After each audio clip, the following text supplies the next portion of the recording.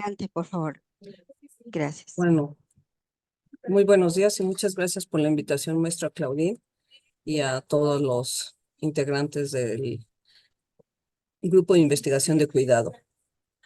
Bueno, hoy vamos a hablar sobre farmacovigilancia en ciencias de la salud.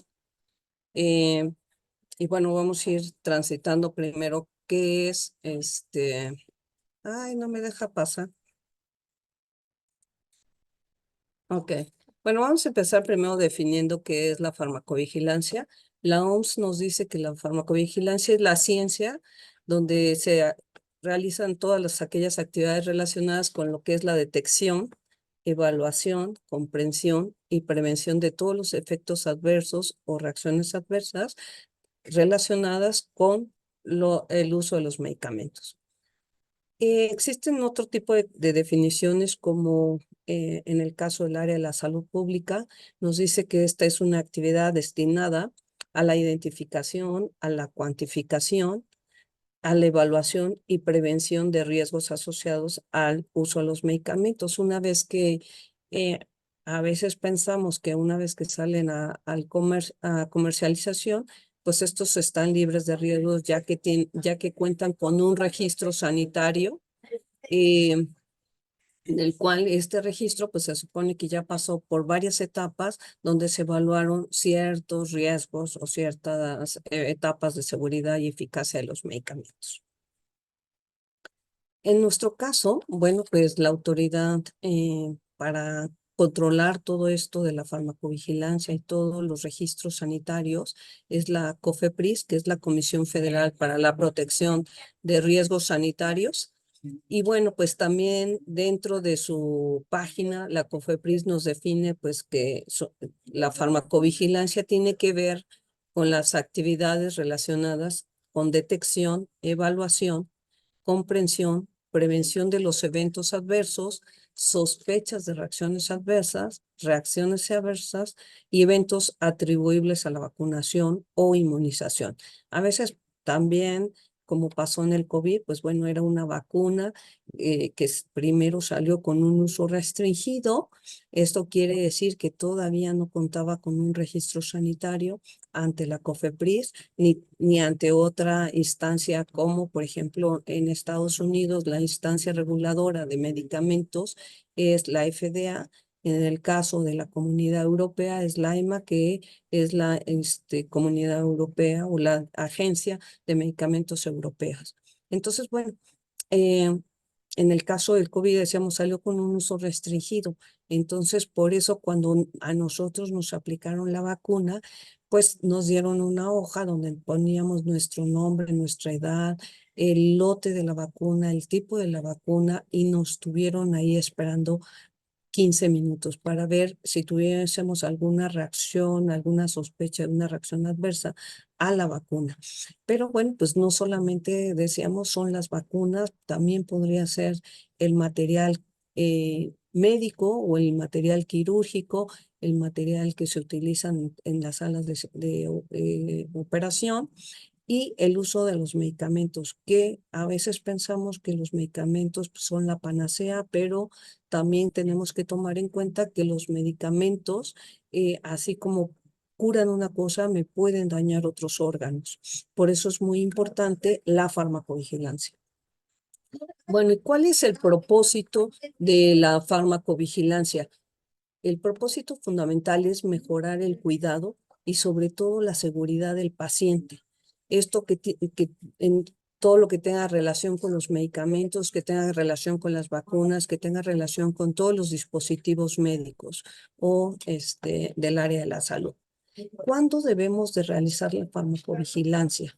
En realidad siempre debemos evaluar todos los medicamentos desde que empieza su etapa de la fase preclínica, la fase clínica y de la comercialización. Tenemos que tomar en cuenta esto. Por ejemplo, pues la isotreína, que es un medicamento que se utiliza para cuestiones dermatológicas, pero si las mujeres embarazadas pues lo usan, pues pueden causar embriopatía.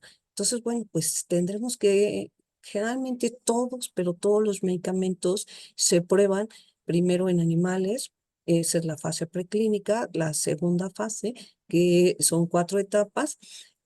Aquí se prueba en humanos, pero en un grupo reducido de sujetos bajo ciertas características que sean sanos, adolescentes, eh, y bajo un control del entorno, ¿no? En cuanto a la dieta, en cuanto a los líquidos, en cuanto a hasta inclusive la temperatura del ambiente, ¿no?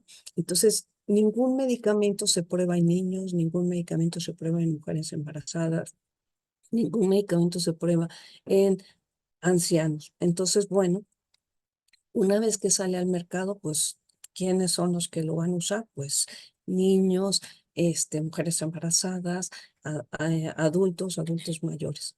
Por lo tanto, entonces nosotros debemos de ejercer la farmacovigilancia en todo momento y notificar cualquier sospecha de reacción adversa tan, eh, digamos, tan inofensiva, pero tenerla en cuenta, ¿no? Como podría ser, como en el caso de los antihipertensivos, el grupo de los IECA, los enalapril, todos estos fármacos de la enzima convertidora de angiotensina, perdón, pues bueno, causan tos, es una de las reacciones adversas, también disminuye la libido. Y entonces a veces nos llegan los pacientes y nos dicen, oiga, después de que soy hipertenso ya no puedo tener relaciones, pero no es porque sea hipertenso, sino es por una reacción de los medicamentos, ¿no? El antihipertensivo. Entonces, bueno, también tendremos que notificar a los pacientes que están bajo tratamiento médico, pues cuáles son estos posibles efectos secundarios, cuáles son estas posibles reacciones adversas.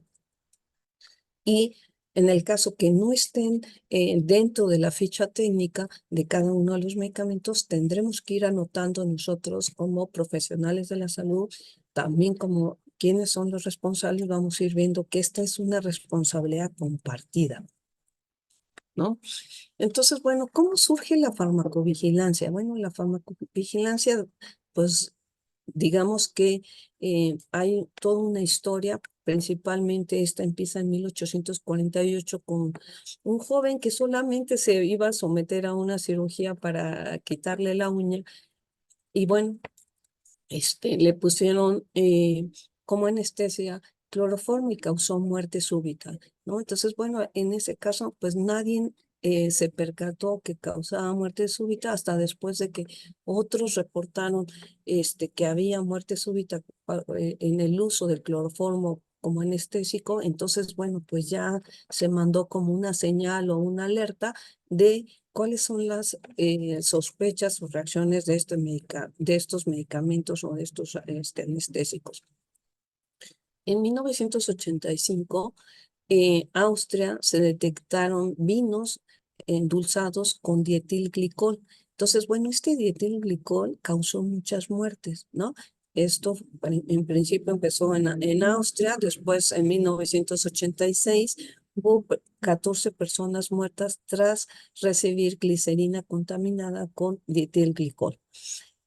Después, en 1990 a 1992, en Bangladesh murieron 200 personas, ¿no? De un total de 300 personas afectadas tras consumir el elixir con dietilglicol. Entonces, bueno, vemos aquí esta sustancia que predominó pues varios años y bueno, pues siguió causando ciertos desastres, ¿no? Por ejemplo, en 1992 en Argentina, pues 25 personas murieron tras tomar un tónico contaminado con dietilglicol. Esto pues motivó la creación de la Agencia Reguladora de Medicamentos en el caso de Argentina. En 1995 a 1996, en Haití, murieron 89 niños por ingerir un jarabe de paracetamol en el cual el recipiente contenía dietilglicol, ¿no? En 1998, en la India, mueren también 33 niños luego de recibir medicamentos con el mismo producto de dietilglicol. Entonces, bueno, ya estaban varias alertas, pero nadie las tomó en cuenta hasta que, bueno, después en Estados Unidos en 1937 se registró el primer caso de elixir con sulfanilamida, que bueno, pues este fue básicamente elaborado con etilglicol, lo cual causó un total de 107 muertes y que gran parte de estas muertes fueron en niños. ¿Y a qué se debió esto? Bueno, pues es que en realidad no se habían realizado las pruebas toxicológicas del medicamento, no se evaluó toda esta fase preclínica y clínica del fármaco, ¿no? Y entonces aquí en Estados Unidos es cuando empieza la agencia, la FDA, se crea esta vigilancia para pues que no se ocurrieran más muertes, ¿no? En 1969 en Sudáfrica se murieron 7 niños, dado que pues, se le dio un sedante que estaba también contaminado con el dietilglicol. Bueno, y pues también en el desierto de Sahara murieron 4 personas por tomar agua con un contenedor que también contenía restos de dietilglicol.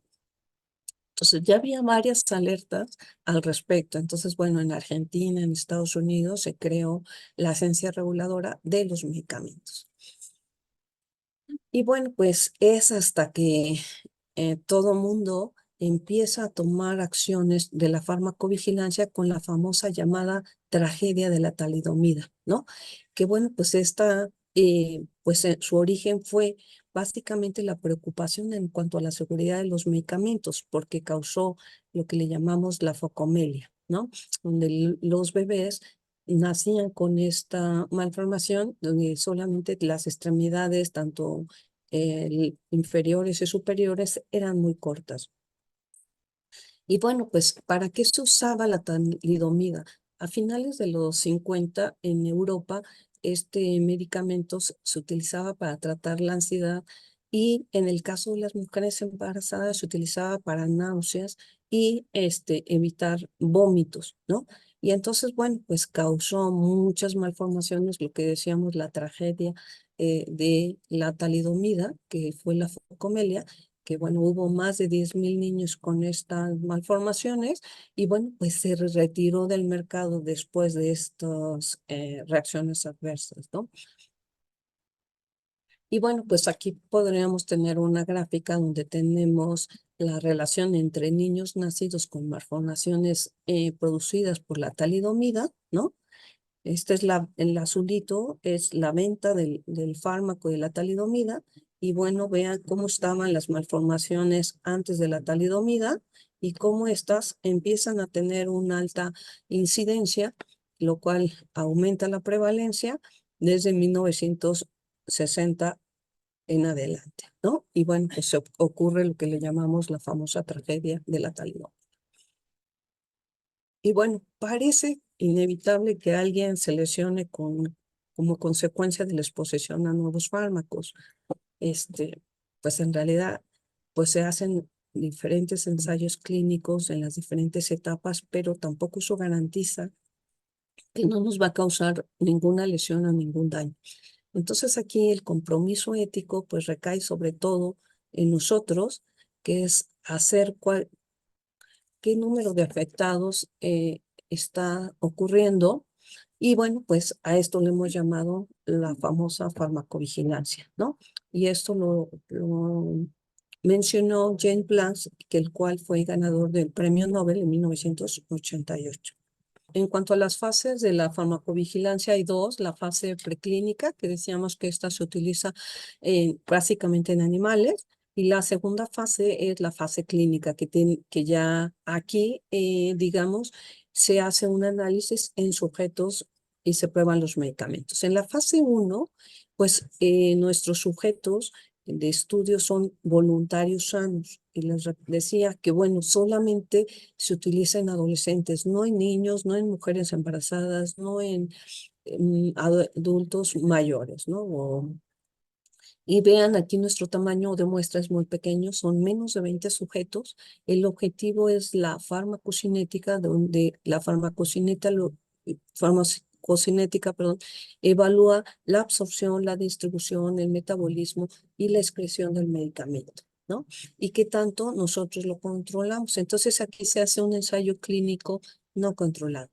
En la fase 2 tenemos ya algunos pacientes, pero son con una muestra muy pequeña también, son menos de 100 y los criterios están restringidos. Vamos a ver qué comorbilidades o qué pacientes pueden participar en estos estudios. ¿Cuál es el objetivo de esta fase? Pues evaluar la dosis respuesta de medicamento. Entonces aquí vamos a ver que vamos a poder dar unos 100, 200, 300, 500 miligramos y vamos a ver a qué dosis es más eficaz, ¿no? Y entonces aquí ya tenemos un ensayo clínico controlado. En la fase 3, bueno, los sujetos son pacientes, sin embargo, aquí ya en la muestra son menos de 1000, ya amplió, ya vimos la eficacia, la tolerancia, cómo se distribuye, se absorbe, se metaboliza y se excreta este fármaco. Entonces, ahora vamos a ver en esta fase, ¿no? La eficacia y seguridad del medicamento, ¿no? Entonces, también se utilizan ensayos clínicos controlados. En la fase 4 se utilizan pacientes, pero en más de 1000 pacientes. Y entonces aquí vamos a evaluar la efectividad, la seguridad y la eficiencia del fármaco. Y bueno, pues vamos a tener ensayos controlados con terapia estándar. Bueno, anteriormente muchos de los estudiantes de enfermería y de medicina participaban en estos ensayos porque se les pagaba por el riesgo que implica participar en estos estudios, pero obvio que, bueno, pues los alumnos querían ganar más y, bueno, pues entraban en un ensayo, entraban en otro y entonces contaminaban la seguridad y eficacia de los fármacos. Por lo tanto, hoy en día, para que los adolescentes entren a un ensayo clínico, pues hay bases de datos donde se registra en qué ensayo clínico estás participando y se debe dejar un periodo para limpiar todo nuestro organismo para poder iniciar o participar en otro ensayo clínico.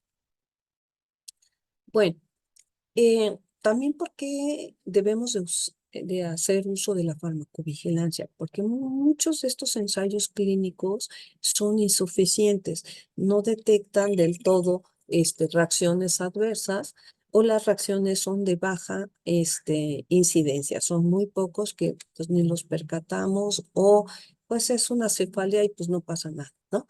Entonces no se detectan reacciones adversas en ciertos grupos de riesgo. Entonces, bueno, pues como vimos con el dietilglicol, pues se detectaron varias reacciones, principalmente muchas de estas reacciones pueden ser leves, moderadas, graves o inclusive la muerte como el dietilglicol.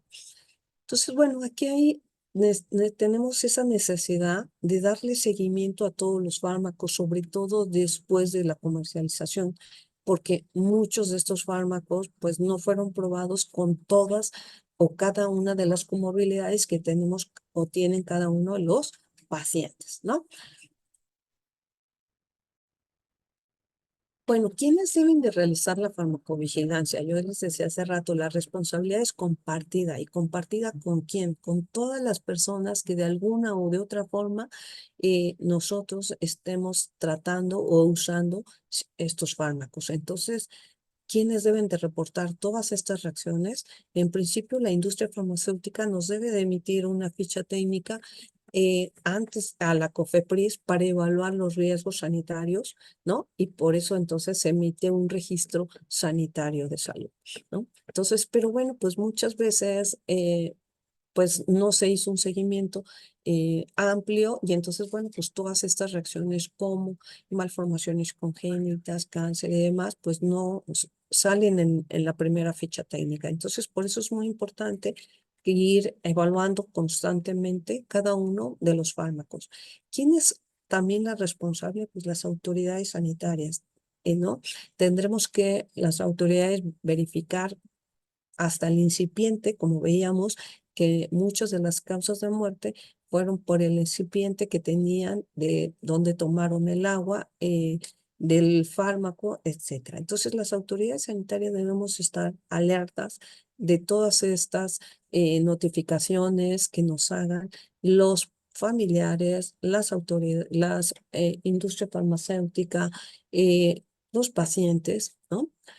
Y bueno, pues aquí están los profesionales. Los profesionales, sobre todo cuando estamos en los hospitales, tenemos que ver cuáles son las reacciones adversas que tienen los pacientes cuando nosotros les administramos los fármacos, ¿no? Y bueno, pues los pacientes nos van a decir, como yo les decía hace rato, en el caso de los pacientes hipertensos, me dicen, es que ya no puedo tener relaciones desde que soy hipertenso, pero no es la hipertensión, sino es el fármaco, ¿no?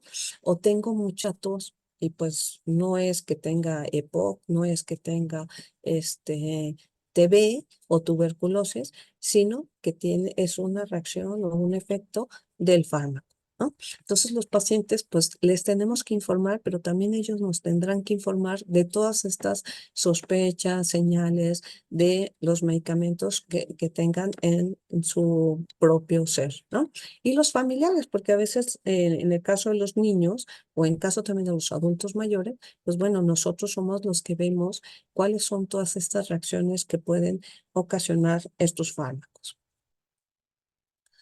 Bueno, ¿cuáles son los tipos de farmacovigilancia? Bueno, pues tenemos dos tipos, el sistema centrado en el medicamento y el sistema centrado en el paciente.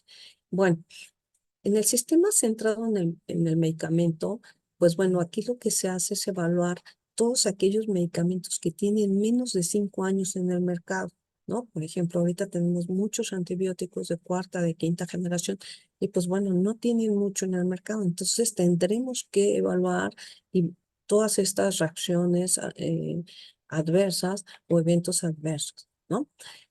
Y bueno, el otro es el sistema centrado en el paciente. En este es la farmacoepidemiología, que en el siguiente webinar vamos a hablar sobre qué es la farmacoepidemiología, que básicamente podríamos decir que son los estudios que se realizan para establecer la causalidad entre la reacción del medicamento originada por ese fármaco, ¿no? Y bueno, pues ahora vemos que la talidomida después de esa tragedia ahora se está utilizando para otro uso, ¿no? Entonces, bueno, también tendremos que evaluar si es efectiva o no y si no causa todas estas reacciones en las mujeres y demás, ¿ok? También en el caso de la farmacoepidemiología nos permite hacer o elaborar patrones de uso de fármacos. Por ejemplo, ¿qué fármaco es el más usado para combatir o tratar o controlar la hipertensión, ¿no? O para tratar alguna enfermedad de tipo infeccioso. Entonces, en el caso de la farmacología me permite detectar todos estos riesgos asociados a los medicamentos, el cual nos va a generar ciertas señales y vamos a cuantificar y analizar todos estos riesgos que tiene el uso de ese medicamento y podríamos prevenir todos estos riesgos o complicaciones, reacciones eventos adversos.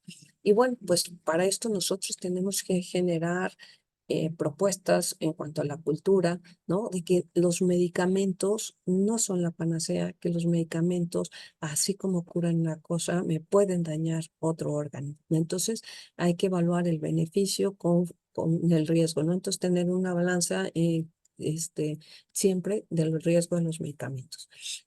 Tener una propuesta clínica. En el caso, por ejemplo, del COVID, pues tuvimos que probar varios retrovirales o antivirales y pues teníamos ahí la propuesta, ¿no? Al principio pues dimos antibióticos, no funcionaron, después empezamos a ir cambiando, ¿no? Y bueno, pues esa fue una propuesta clínica, pero bueno, hay algunos que nos dicen, bueno, pues no podemos probar con los en humanos porque vamos a tener una reacción, pues quizás más que grave, ¿no? La muerte. Entonces, bueno, pues podríamos decir que hay momentos claves para la utilización segura de los medicamentos. Entonces, bueno, pues esto le corresponde a los de salud pública, a los epidemiólogos, ¿no? Que tendremos que ver cuáles son los riesgos para ver qué estrategias de prevención podemos utilizar. ¿no?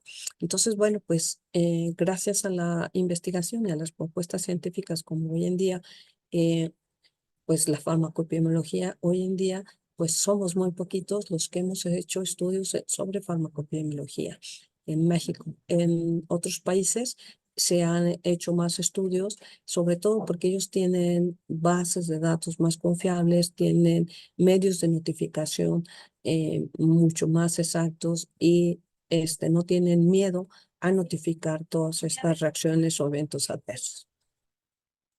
Bueno, ¿qué es una reacción adversa? Pues es cualquier respuesta que puede ser nociva o intencionada, eh, perdón, no intencionada a un medicamento. Entonces, bueno, por ejemplo, pues yo me tomo el antihipertensivo y voy a tener una reacción no intencionada, ¿no? De la tos. Entonces, bueno, pues estas reacciones adversas pueden suceder a cualquier dosis o simplemente por un error o abuso de estos fármacos, ¿no? Porque a veces, pues no se me quita o no se me baja la presión arterial, entonces me tomo otro antihipertensivo, ¿no? Entonces, bueno, estoy haciendo un mal uso de este medicamento en cuanto al abuso. Y bueno, puede haber reacciones adversas graves, ¿no? Que ocasionen la muerte, como el dietilglicol, ¿no? Amenazan la vida, ¿no? eh, que ocasionen hospitalización, como el síndrome de Stephen Jones, ¿no? Y bueno, pues algunas reacciones que son clínicas, que son relevantes, como en este caso el rash, ¿no? Entonces, bueno, podríamos tener que darle antihistamínicos para controlar este rash. Y bueno, pues hay reacciones adversas inesperadas que no son coherentes con la información, que no están en la ficha técnica que nos proporcionó la industria farmacéutica, ¿no? Y bueno, pues por ejemplo, aquí tenemos este champú que, bueno, se supone que era para que nos creciera el cabello y pues resulta todo lo contrario, ¿no? Lo dejó sin cabello y casi lo deja sin la vida, ¿no?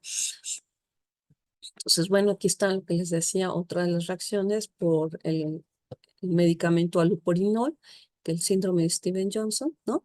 Y pues así como tenemos otros fármacos, ¿no? Como osteonecrosis por los bifosfonatos en pacientes con mieloma. Y bueno, pues todas estas señales pues son necesarias que nosotros las vayamos notificando. No solamente, pues, ay, pues es que, pues, a ninguno le pasa esto. A veces decimos, ¿no? A usted es el único. Pues sí, pero ese único puede salvar otras vidas, ¿no? Entonces, bueno, pues una señal es una información procedente de una o de varias fuentes. Entonces, como ahorita vimos lo del dietilglicol, ¿no? Pues fueron varias fuentes, fueron diferentes países, ¿no? Y bueno, pues estábamos ahí con esta cuestión de que sí había una asociación entre el uso del dietilglicol y la muerte, ¿no? Un nuevo aspecto de la asociación, pues que es conocida o no de este medicamento. Al principio decíamos también en el caso de la talidomida, se utilizaban para combatir las náuseas y vómitos de las mujeres embarazadas. Y bueno, pues causó toda una tragedia, ¿no?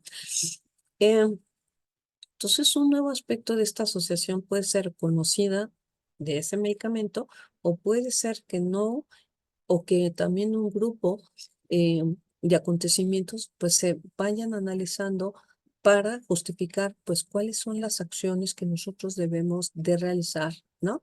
Entonces, bueno, pues la notificación debería ser de forma espontánea, ¿no? Notificación pues no es nada más que un método de comunicación por parte del profesional sanitario, también puede ser por un familiar, puede ser por la industria farmacéutica, por una institución, como llámese dentro de parte del sistema de salud, ¿no? De notificar todas estas sospechas o reacciones adversas, ¿no? Que, bueno, pues incluyen a veces dependencia, abuso o mal uso de los medicamentos, ¿no?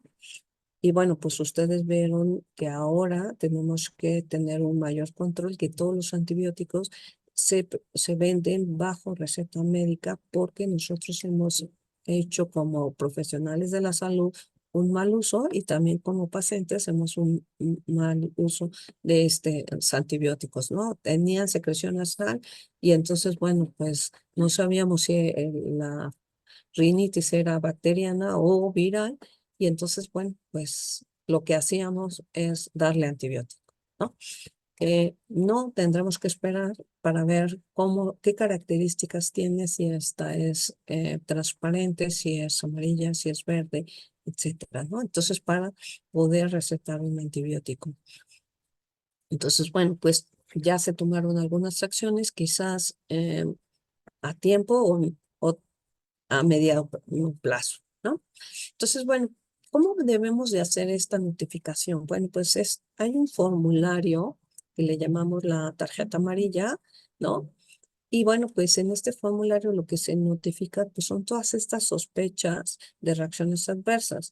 Cuando nosotros tenemos duda, en el caso de México, ¿no? Todas las dudas que tengamos en cuanto al llenado de este formato, podremos llamar al Centro Integral de Servicios del módulo de atención del COFEPRIS, ¿no? Entonces nos pueden orientar de cómo debemos de llenar esta hoja.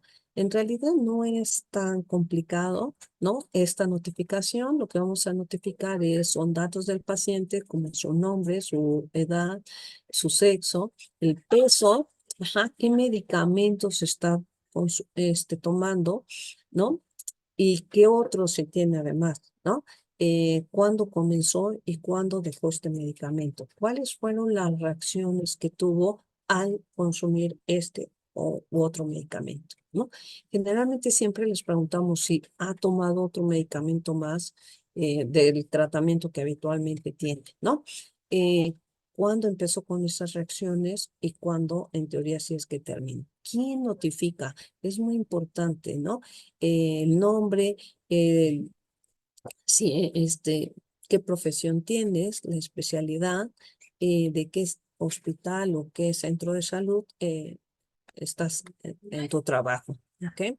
Y bueno, pues un teléfono de contacto por si la COFEPRIS tiene alguna duda sobre esta reacción, pues nos notificarán o nos sabrán saber para decir, bueno, pues es raro, pero bueno, vamos a atenderlo, ¿no? Entonces, ¿para qué sirven todas estas notificaciones, no?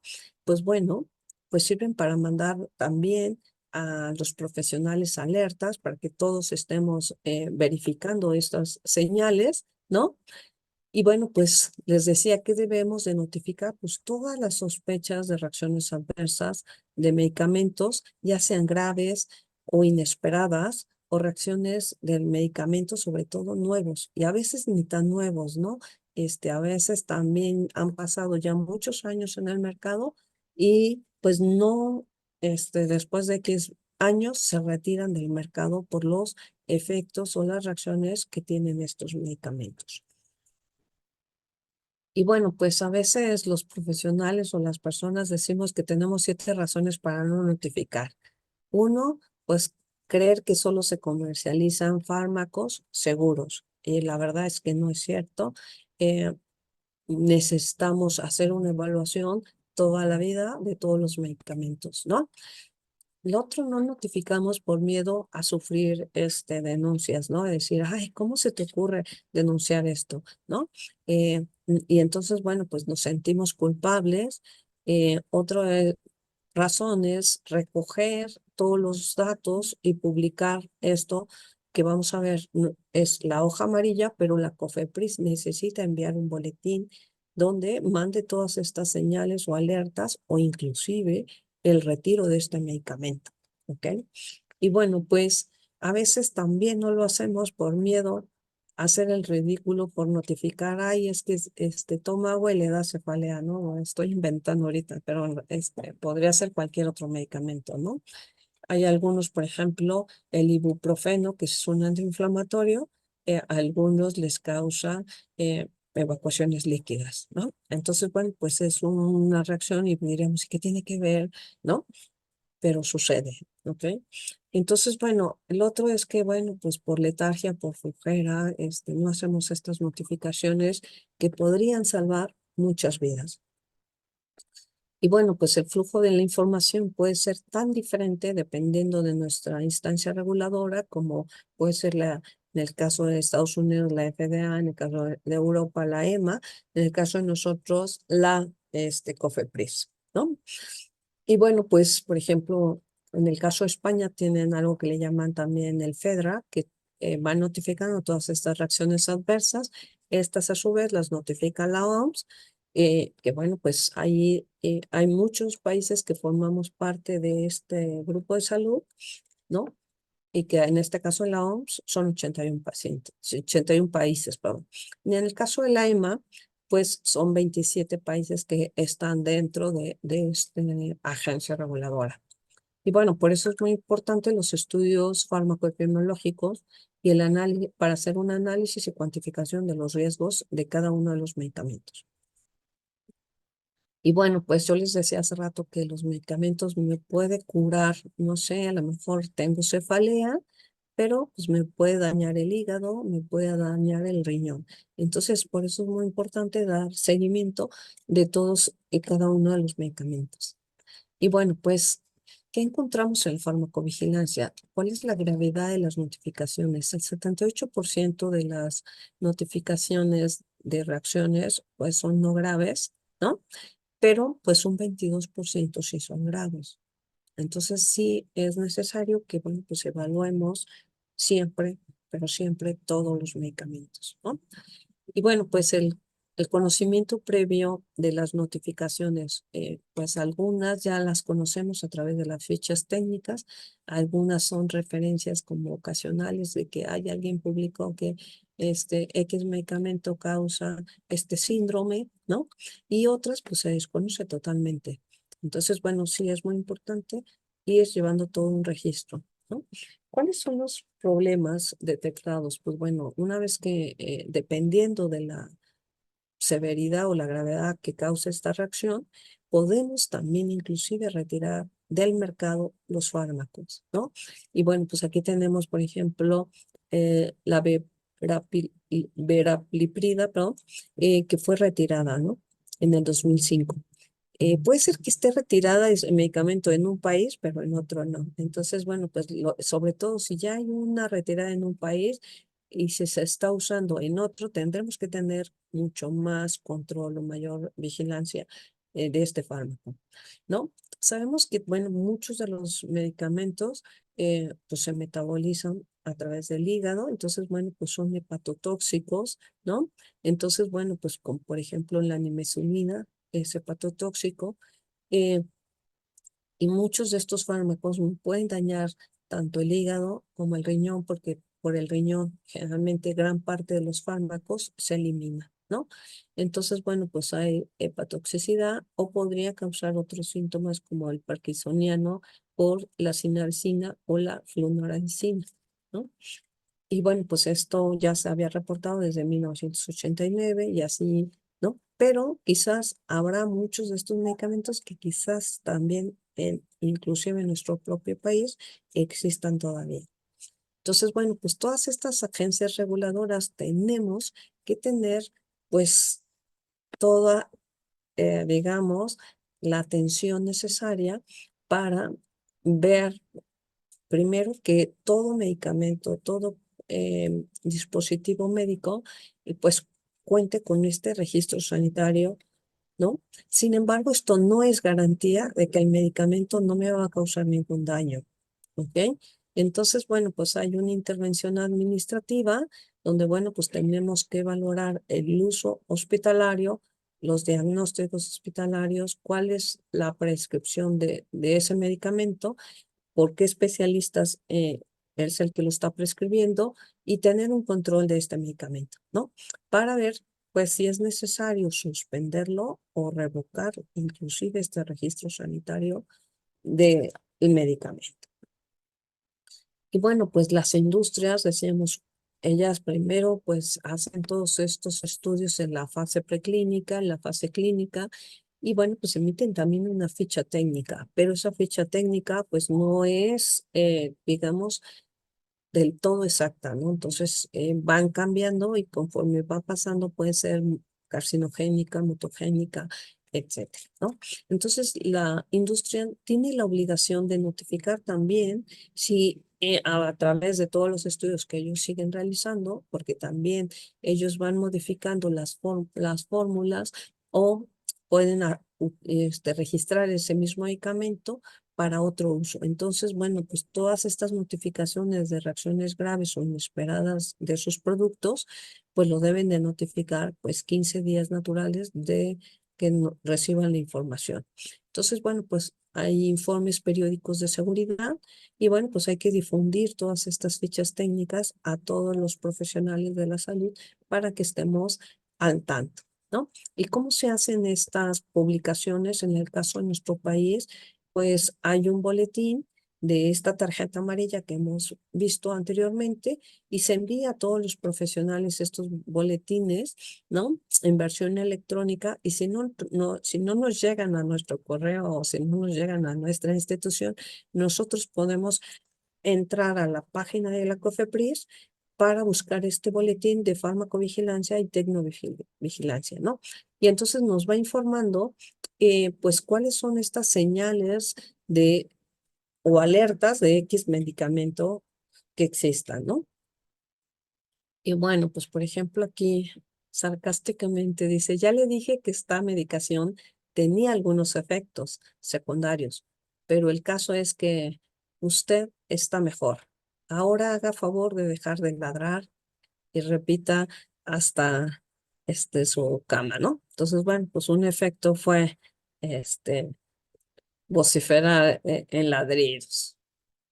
Bueno, yo espero que con esto haya podido cumplir con digamos, los términos muy generales de lo que es la farmacovigilancia y de la importancia de la farmacovigilancia, no solamente de los farmacéuticos, de la industria de COFEPRIS, sino de que todos tenemos esa gran responsabilidad de notificar todas estas reacciones, sospechas, eventos adversos de los medicamentos y quisiera dejar como propósito es que debemos todos en todo momento vigilar los medicamentos que administramos, que prescribimos. Hoy que la enfermera también tiene esta facultad, pues también tenemos que tener esta precaución en la prescripción, en la administración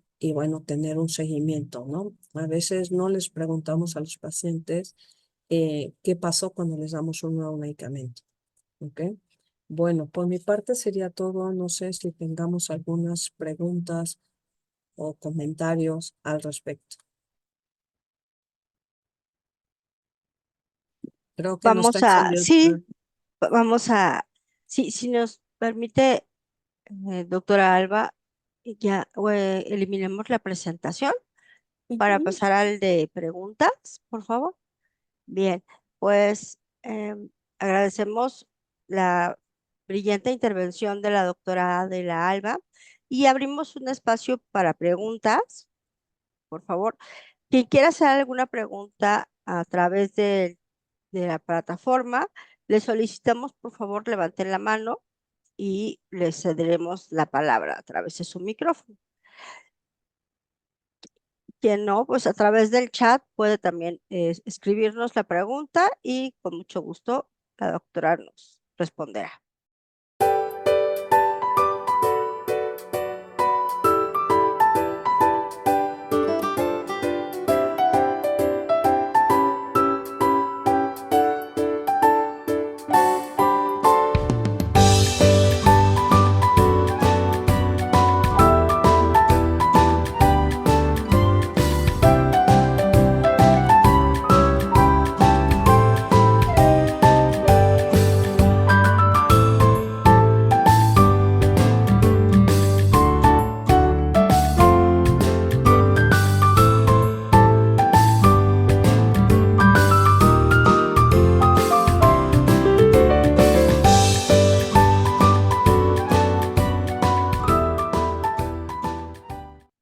Doctora, una pregunta.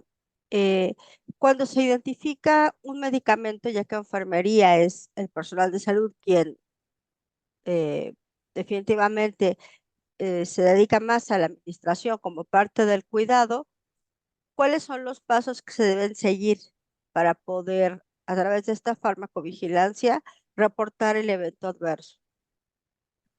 Bueno, en realidad esta hoja está disponible para todos. Yo les decía pacientes, familiares, está dentro de la COFEPRIS. De hecho, nuestra institución debe tener un área de epidemiología y debe tener un área de farmacovigilancia y farmacoepidemiología. Esto de la farmacoepidemiología es un poco nuevo, eh, pero sí hay de farmacovigilancia.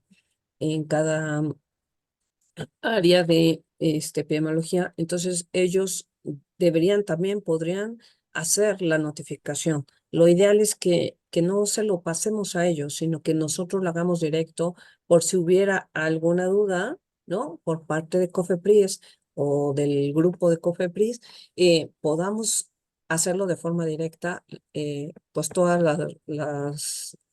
resolver todas las dudas que tengamos, ¿no? Sí, evitar la triangulación en estos casos es fundamental para el bienestar de los pacientes, como parte de la seguridad. Bien. Eh, bueno, le Y bueno, felicitan por les pido que no tengamos miedo de hacer estas notificaciones. Es muy importante muy importante. hacerlas y hacerlas en tiempo para evitar, pues, reacciones graves como veíamos la muerte, ¿no?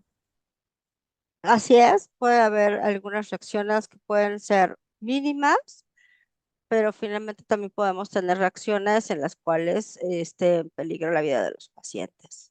Y es responsabilidad nuestra, ¿no? Bien, le felicitan por su ponencia y tienen una pregunta. ¿En estos momentos tienen algún protocolo de investigación referente a este tema? Bueno, en el caso mío, mi tesis doctoral fue de hacer un estudio de farmacoepidemiología y patrones de uso de fármacos antihipertensivos. Eh, he tenido un alumno que se ha graduado también sobre patrones de uso de fármacos antidiabéticos. Y bueno, pues aquí hemos también trabajado un poco lo que es la parte de la automedicación, eh, la polifarmacia, ¿no? Que también Dios. no evaluamos los que somos prescriptores de medicamentos, que puede ser que un medicamento y otro se contrapongan, que pueda que ser que se potencie su efecto o se inhiba.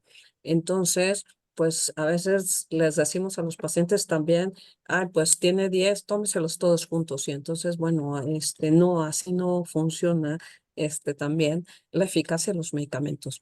La otra es que también en el caso de los profesionales de la salud, no les decimos a los pacientes que nunca se deben tomar los medicamentos con jugos y sobre todo cítricos, especialmente toronja, ¿no? Porque inhibe su efecto o pudiese causar una reacción grave dependiendo del medicamento. Entonces, también tendremos que decirle que todo, pero siempre, todos los medicamentos se deben de tomar con agua, agua simple o Sí, agua natural. básicamente tendríamos que recapitular en muchas cuestiones que forman parte justo del plan de alta en el cual se le expresa al paciente todas las, eh, puntualizar todas esas inquietudes y sobre todo en el aspecto de los fármacos. Bien, pues dice que ¿dónde se pueden conseguir estas hojas cuando se quiera hacer una notificación? Las podemos bajar, nos podemos entrar a Cofepris y ahí en este centro de atención que les mencionaba, podemos bajarla o meternos a la página de Cofepris y pedir la hoja de notificación o la tarjeta amarilla. Y es fácil bajarla y ahí lo notificamos o igual lo podemos hacer de forma digital. Preguntan sobre farmacoetiología como concepto. Bueno, pues a veces los medicamentos, yo les decía, pueden curar una cosa, pero también nos pueden dañar otra. Entonces, bueno, pues tendremos que evaluar si realmente a veces los fármacos también se registran para un uso y 2 o 3 años después la industria farmacéutica le puede dar un giro a otro uso y tendrán que hacer también todos los estudios preclínicos y clínicos para su autorización para ese uso. O sea, cada molécula o cada dosis o cada uso es registrado.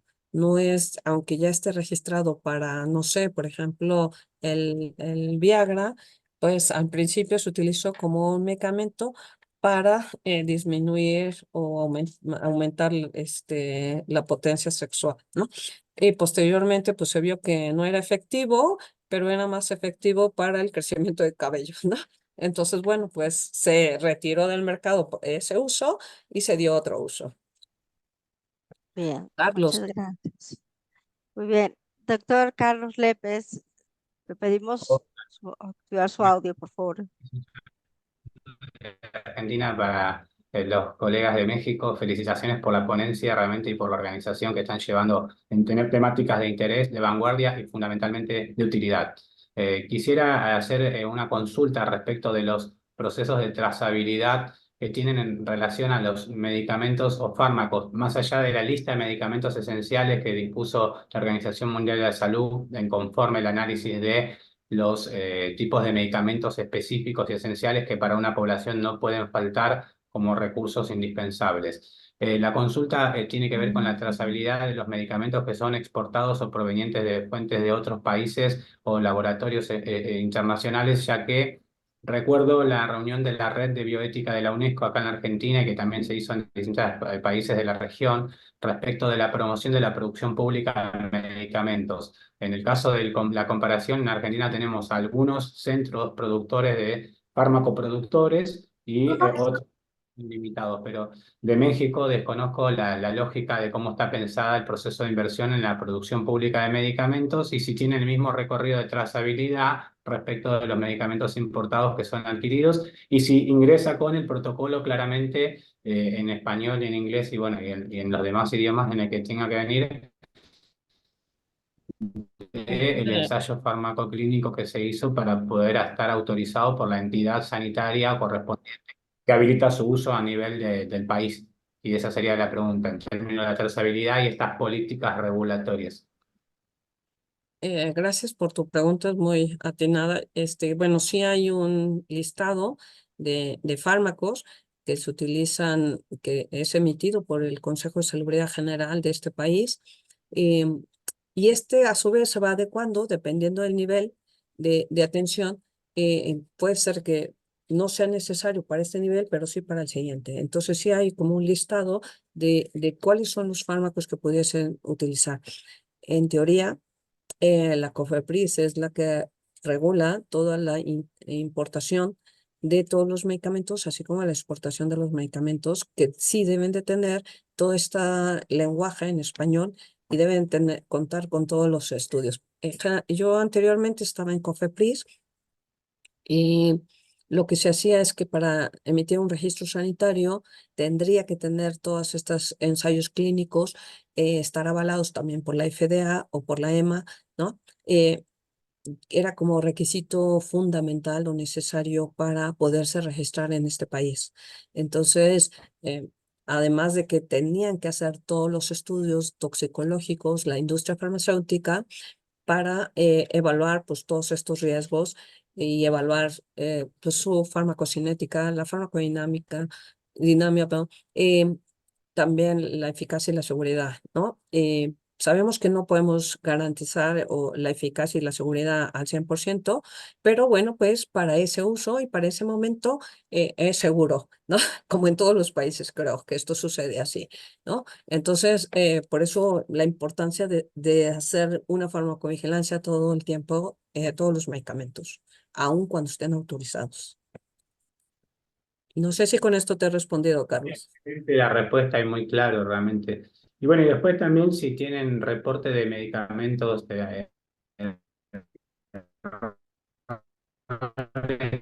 los medicamentos LASA, los que son reportes de medicamentos LASA, que tienen similitud en sus formas, en principios activos o en sus características generales o en la denominación, ya sea genérica o comercial también.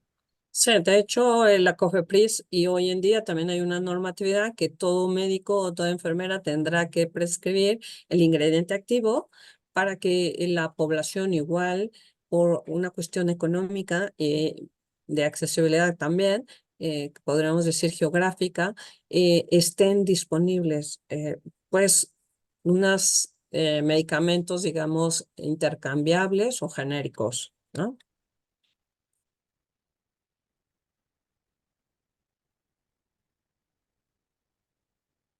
No sé si con esto te he respondido, Carlos. ¿Sí? Ah, perfecto. Una pregunta, porque la verdad que esto me interesa ya desde lo clínico, todo me interesó lo que planteó.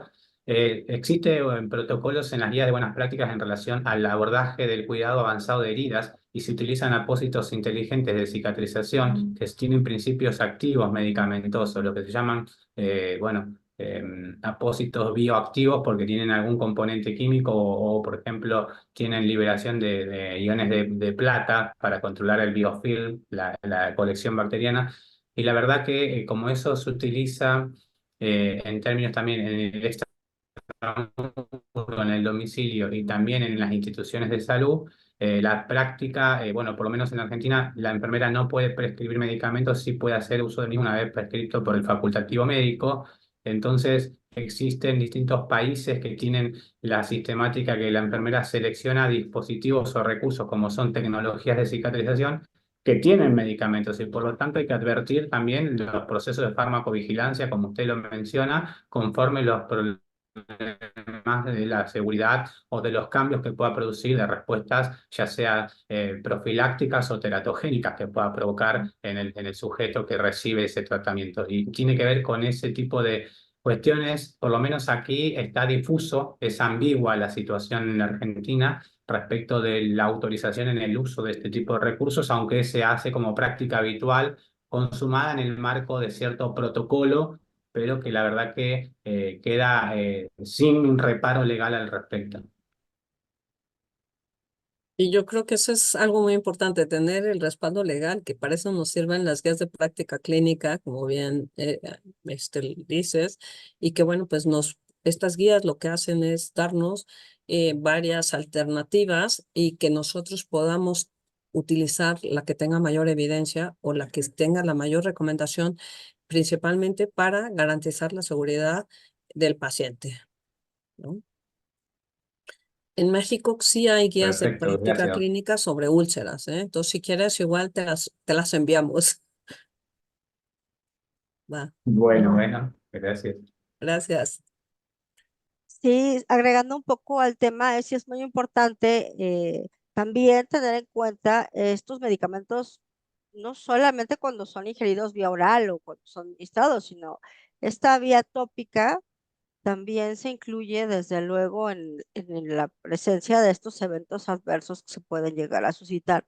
Y es sumamente importante porque ahora que tenemos clínicas de estomas, de heridas, y se usan ese tipo de materiales, sí se tiene que tener muy en cuenta qué medicamentos se van a utilizar. Sí, es una pregunta muy importante.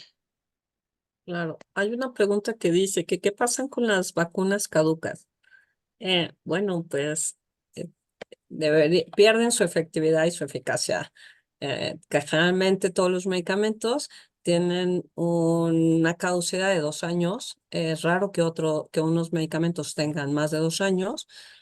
Pero, ¿qué significa eso? Si nosotros tomamos un medicamento caduco, igual puede ser que nos cause alguna reacción, puede ser que ya no sea eficaz, que haya perdido su eficacia el medicamento, sobre todo si es biológico, ¿no? Como son las vacunas, gran parte, puede ser que pierdan su eficacia.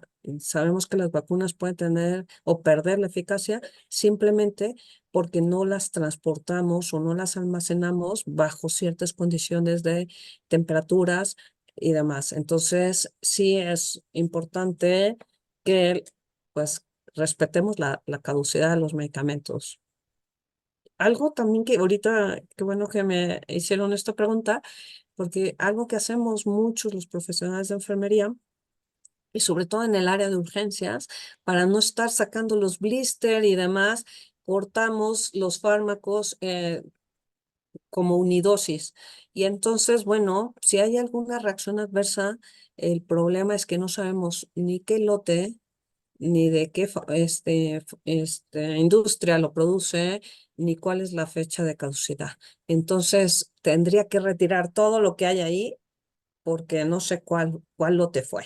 ¿no? Entonces, por eso yo les ponía el ejemplo de COVID en la vacuna, que nos hicieron registrarnos con nuestro nombre, la edad, el sexo, nuestra dirección, teléfono, y nos dijeron qué vacuna y cuál era el lote de esa vacuna.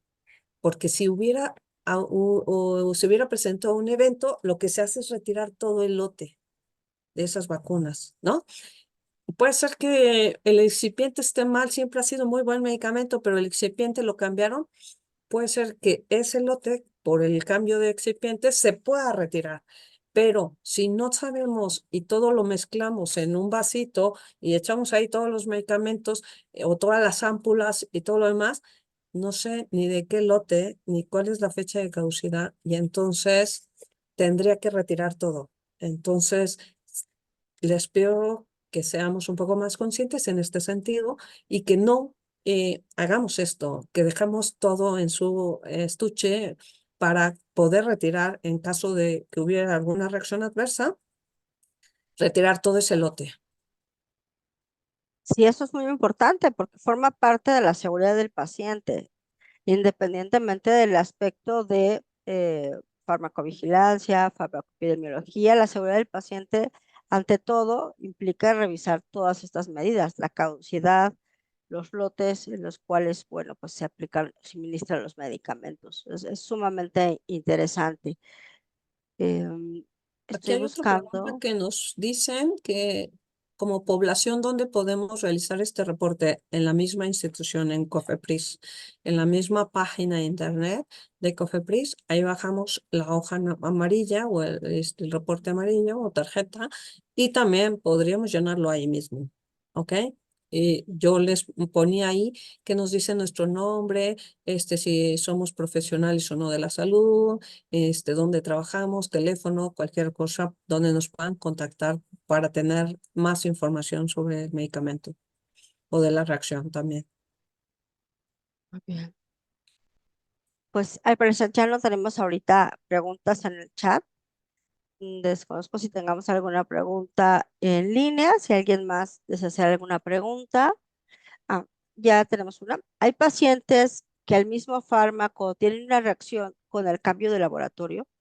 Sí, yo decía que hasta por el cambio de excipiente puede ser que me cause reacción o puede ser que siempre lo he tomado y hoy en día me lo vuelven a prescribir y tenga reacción, puede suceder. Si ponen ejemplo, como ejemplo las gamaglobulinas, ¿no? De esta reacción que se puede dar, pero pues en realidad sería cualquier fármaco. Cualquier. Bien, pues me parece que ya no tenemos más preguntas en el chat y tampoco las tenemos en línea. Doctora Adela, muchísimas gracias, como siempre, unas presentaciones que nos dejan mucha tarea para considerar por qué la ciencia del cuidado para enfermería es tan importante. Exacto. Bueno, ya lo complementaremos un poco más con la parte de farmacoepidemiología, que para mí es mi pasión. Claro, sí, este es, digamos que la primera parte y el próximo webinar también vamos a tener a la doctora Alba con nosotros. Entonces, para quienes tuvieron la oportunidad de estar el día de hoy, esperemos que, bueno, poder contar con su asistencia y, bueno, pues que tengan todos estos conceptos vigentes y los puedan transmitir, pues, a sus pasantes, a los alumnos, a los compañeros y desde luego que también a los cuidadores primarios, porque son ellos muchas veces los que también hacen esta labor del cuidado y es muy importante que también ellos tengan esta información. Así es. Pues, le felicitan por socializar el conocimiento y yo le Gracias. agradezco una vez más por estar con nosotros. A usted y a todos nuestros invitados del día de hoy. Muchísimas gracias, doctor Lépez, gracias por estar con nosotros y a todos nuestros compañeros de los grupos de investigación, la ciencia y el cuidado de todas las FAD de la República. Muchísimas gracias por estar con nosotros. Que tengan excelente día. Gracias igualmente. Hasta Gracias. luego. Hasta luego.